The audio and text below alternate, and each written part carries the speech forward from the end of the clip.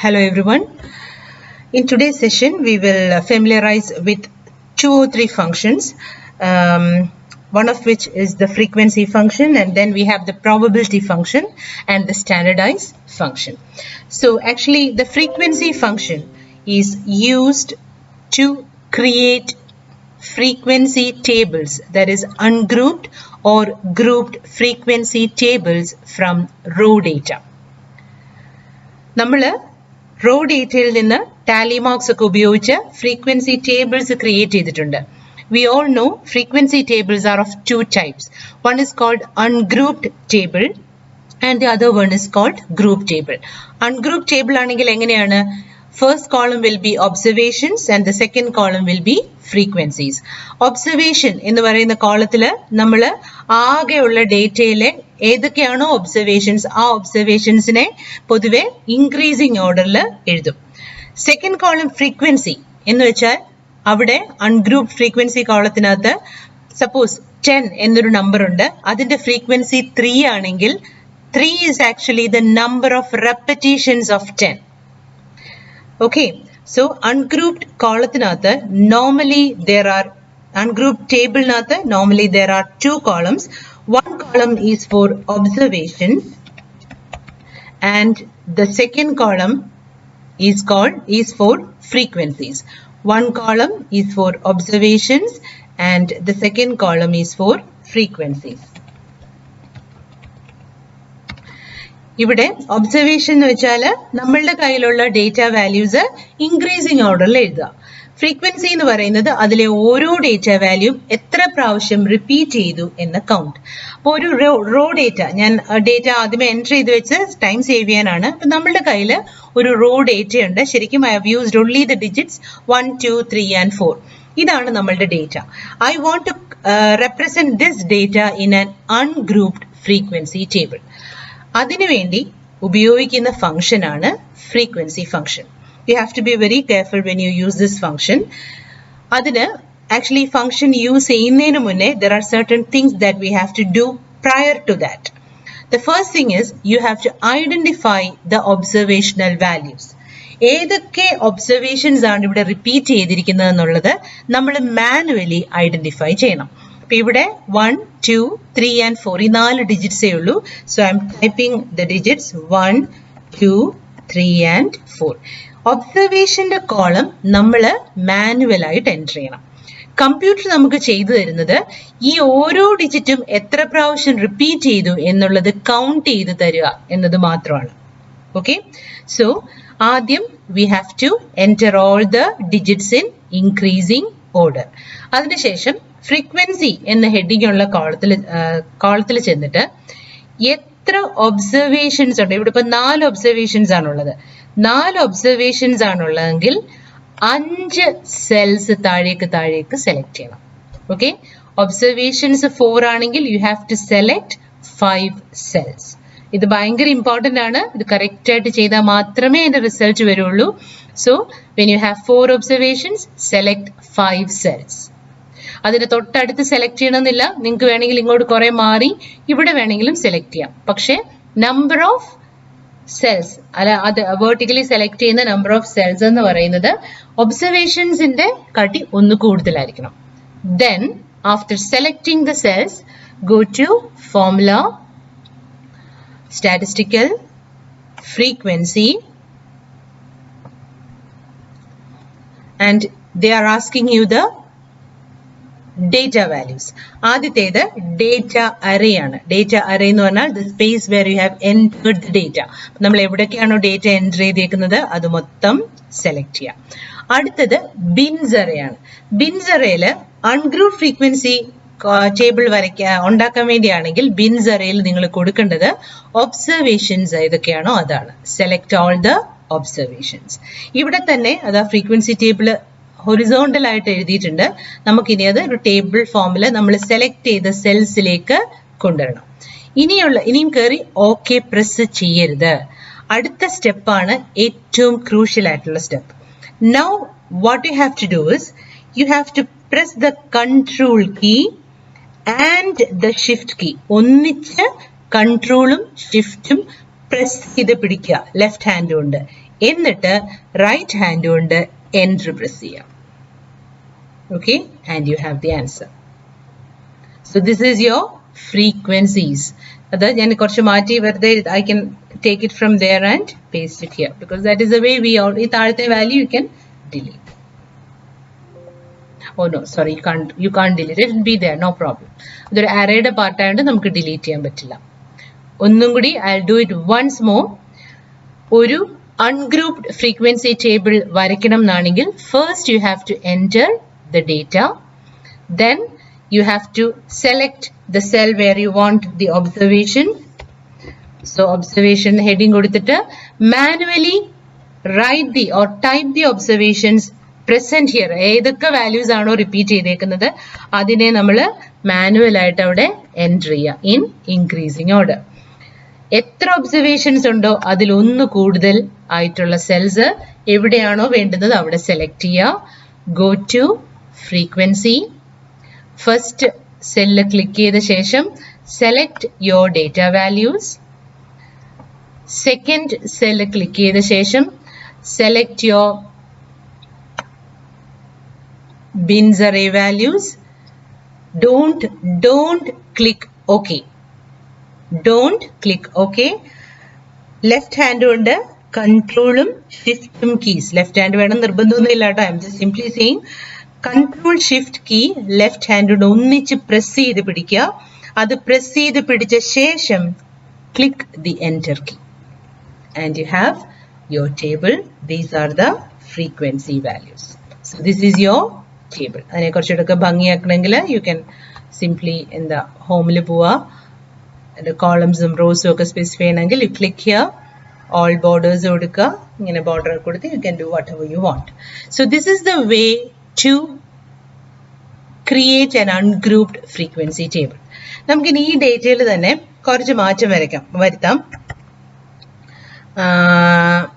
നമുക്കൊരു group table create ചെയ്യാനായിട്ട്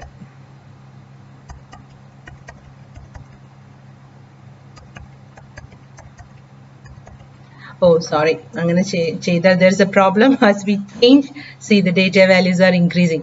ഇവിടെ നമ്മൾ എക്സ്ട്രാ സെൽ ഇട്ടത് കണ്ടോ, ഞാൻ ഇവിടെ കുറേ വാല്യൂസ് ഇട്ടപ്പോൾ ഞാൻ അതിൽ 1 2 3 4 മാത്രം കൗണ്ട് ആണ് ചോദിച്ചത്.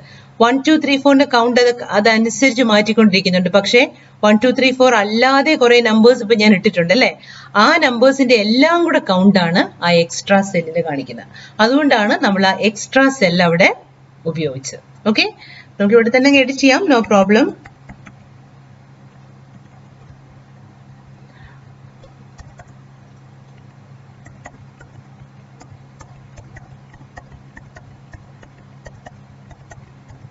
നമ്മൾ മാറ്റുന്ന അനുസരിച്ച് data മാറിക്കൊണ്ടേയിരിക്കും.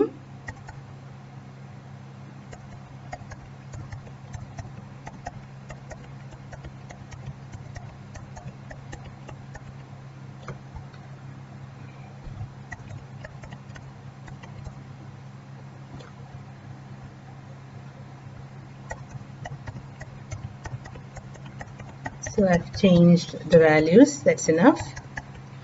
So what I've tried to do is I've tried to include many numbers between 1 and 100. Okay. അപ്പോൾ ഈ ഡേറ്റ ഇതിപ്പോൾ കണ്ടില്ലേ വളരെയധികം നമ്പേഴ്സ് ആണ്. അതുകൊണ്ട് നമുക്ക് അൺഗ്രൂപ്പ് ഡേറ്റ ടേബിൾ വരച്ചിട്ട് കാര്യമില്ല. അൺഗ്രൂപ്പ് ടേബിൾ വരയ്ക്കാൻ പോവാണെങ്കിൽ observation column will become so long because so many numbers are there. So now ഇങ്ങനെയുള്ള കേസസിൽ എപ്പോഴും നമ്മൾ ഏതിലേക്കാണ് പോകുന്നത്? We go for the grouped table. Group ടേബിളിനകത്ത് നോർമൽ കേസിൽ നമ്മൾ നോട്ടിൽ പ്രോബ്ലംസ് ചെയ്യുമ്പോൾ മാനുവലായിട്ട് ചെയ്യുമ്പോൾ ഗ്രൂപ്പ് ടേബിളിൽ നമ്മൾ 2 കോളംസ് ആണ് വെക്കാറ്. ഒന്ന് ക്ലാസിന്റെ കോളവും ഒന്ന് ഫ്രീക്വൻസിയുടെ കോളവും.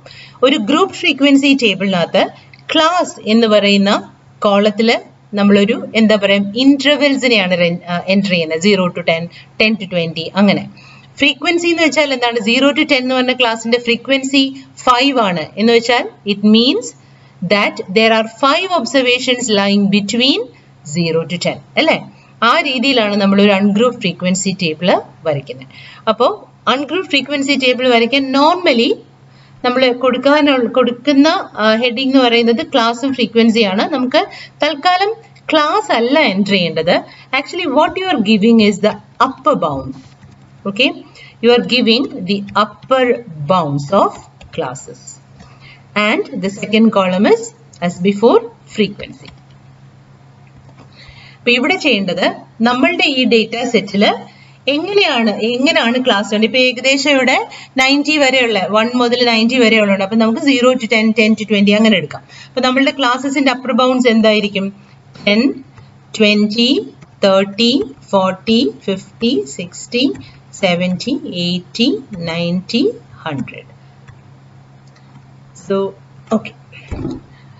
So this is your, I'll just take it from here and place it in a more convenient place. So maybe we'll place it here. Okay. So we have our classes and we'll okay, and I'll insert a column so that there'll be a bit of space. Okay. So grouped frequency table aanu varakkendengil your first column should have the upper bounds of the classes that you want. Class എങ്ങനെ വേണം എന്നുള്ളത് നമ്മളുടെ decision ആണ്. 0 to 10, 10 to 20 ക്ക് പകരം നിങ്ങൾക്ക് വേണമെങ്കിൽ 0 to 20, 20 to 40 അങ്ങനെ വേണമെങ്കിലും ചെയ്യാം. That is your choice. നിങ്ങൾ ഇവിടെ എത്രയാണ് എൻറ്റർ ചെയ്യുന്നത്. I am just simply taking 10 to 100 as the upper bound. And ഇനി നമ്മൾ ചെയ്യാൻ പോകുന്നത് we are going to use a frequency function. നേരത്തെ ചെയ്ത പോലെ എത്ര ക്ലാസ്സസ് ഉണ്ടോ അതിലൊന്ന് കൂടുതൽ സെൽസിനെ prior ആയിട്ട് സെലക്ട് ചെയ്ത് വെക്കാം. അതിനുശേഷം വേണം ഫ്രീക്വൻസി എന്ന ഫംഗ്ഷനെ ഇൻവോക്ക് ചെയ്യാൻ. So I am going and taking frequency. എന്നിട്ട് നേരത്തെ പോലെ ഡേറ്റയ്ക്കകത്ത് ഡേറ്റ വാല്യൂസ് എല്ലാം കൊടുത്തു. ബിൻസ് അറേയിൽ പോയിട്ട് നമ്മളുടെ അപ്പർ ബൗണ്ട്സ് ചൂസ് ചെയ്യാം. Okay, you have the answer here.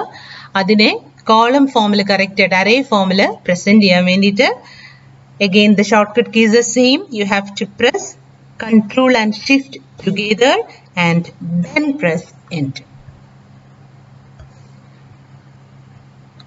So here it is showing there are 2 values more than 100,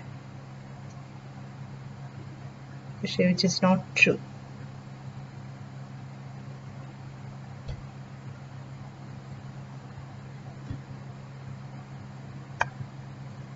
We'll have to check what happened.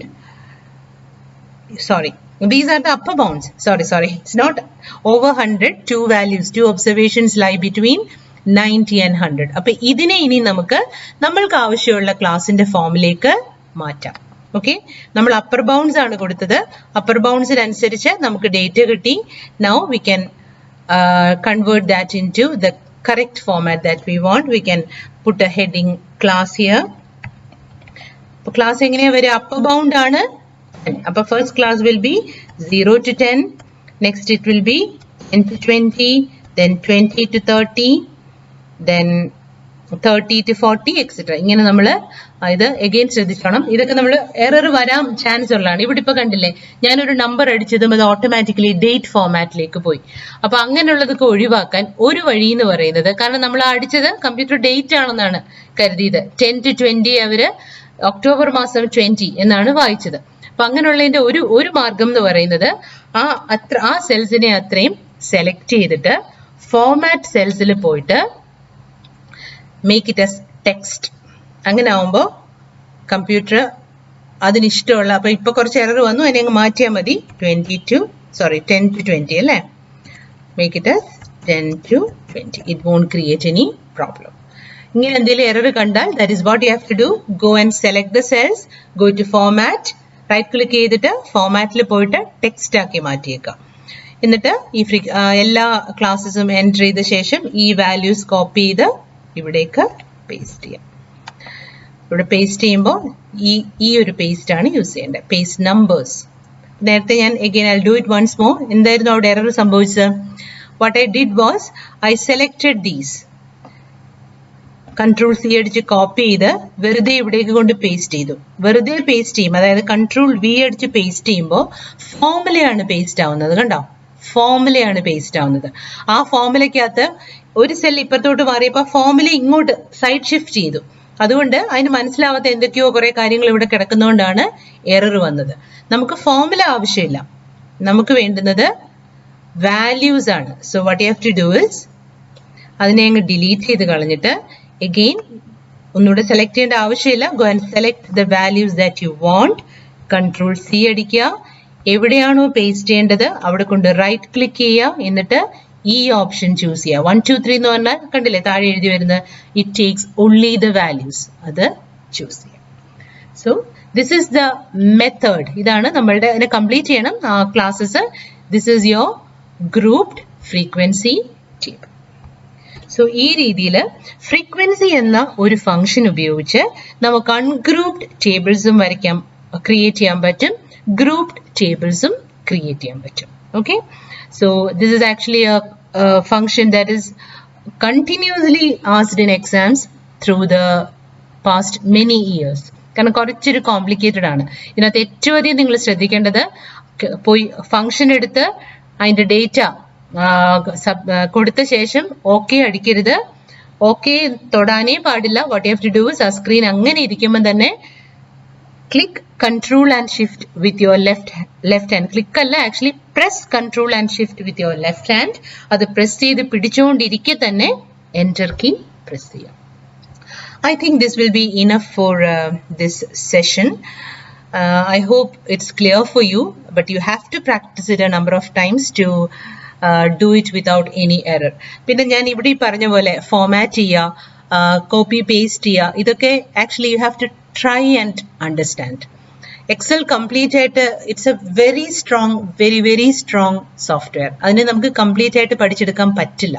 because ഇങ്ങനൊരു limited ടൈമിൽ പറ്റില്ല. The only thing that you can do is that trial and error വെച്ചിട്ട് try ചെയ്യാം. പിന്നെ ഞാൻ എപ്പോഴും പറയുന്ന പോലെ എന്തിനെ പറ്റിയുള്ള ഹെൽപ്പും മൈക്രോസോഫ്റ്റിന്റെ ഇതാണ്. അപ്പം എന്തിനെ പറ്റിയുള്ള ഡൗട്ടും നമുക്ക് നെറ്റിൽ ക്ലിയർ ചെയ്യാം. So many videos are there, so many question answers, FAQs are there. അതെല്ലാം വായിച്ച് നിങ്ങൾക്കുള്ള error you can clarify that way. എന്ന് വെച്ചാൽ ജനറൽ ആയിട്ട് എക്സലിനെ പറ്റിയുള്ള എറർ അത് നമുക്ക് ഒത്തിരിയും ഓപ്ഷൻസും ഒത്തിരി അധികം എന്താ പറയുക ഫങ്ഷൻസും അതിൻ്റെ ഫങ്ഷനാലിറ്റീസും ഒക്കെ ഉള്ള ഒരു സോഫ്റ്റ്വെയർ ആണ് Excel. So that's enough for today guys. Bye. See you again in the next session.